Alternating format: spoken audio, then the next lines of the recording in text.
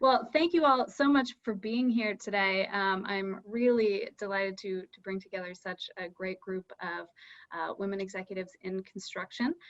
We're going to have just a nice roundtable discussion about some of the issues. You all are experts not only in what you do in construction, but also being a woman leader in this field. What might you tell an owner or a hiring manager at one of these firms who does really want to make an effort to diversify their workforce? Yeah, I would encourage owners to reach out to like NAWIC and other associations that are women based. We can give them a lot of information to attract the women, because we all know that men, if they have the majority of the position down, they'll apply for it, but women, it has to be 100%. So while we're encouraging, from the NAWIC side, for women to step out of their comfort zone, excuse me, and do whatever they want to do, if men are coming to those women and saying, hey, would you apply for this position, that might be an encouragement for them, because they're making the extra effort. Mm-hmm. As well, what gets measured, or excuse me, yes, what gets measured gets managed. And if you're interested in truly changing either the culture or the goals, the hiring practices at your firm, you really have to take a moment and be honest about what it is you've done in the past historically and where you want to go, and then talk about the steps to get there, because you're not going to be able to continue to do the same thing you've done always. You're going to have to change it up. And so being willing to address that and admit it and take a look at it deeply is the way to move that needle.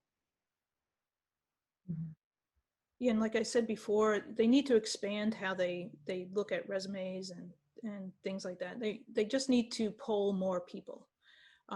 They just have to broaden their net, I guess I would say. They kind of sometimes, if we're looking for, and even lately with resident engineers and stuff, it's like, who do you know out there? And like, well, let's put a let's put a requisition out there and let's see who applies. And there are people I know, but a lot of this hiring happens because people know people, which is good in one way, but bad in another, because they're hiring somebody who looks just like them, and it's still the same old. So they really just have to cast a wider net and get the best possible person for the job.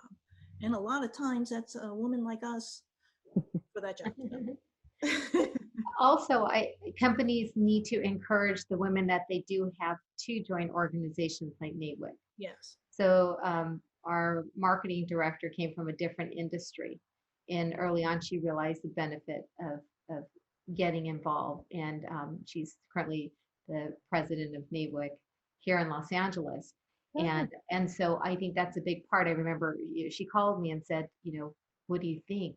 Should I make the commitment? I said, yeah, absolutely, right? You're going to have a lot, but I think that every company needs to make that decision and all do our part.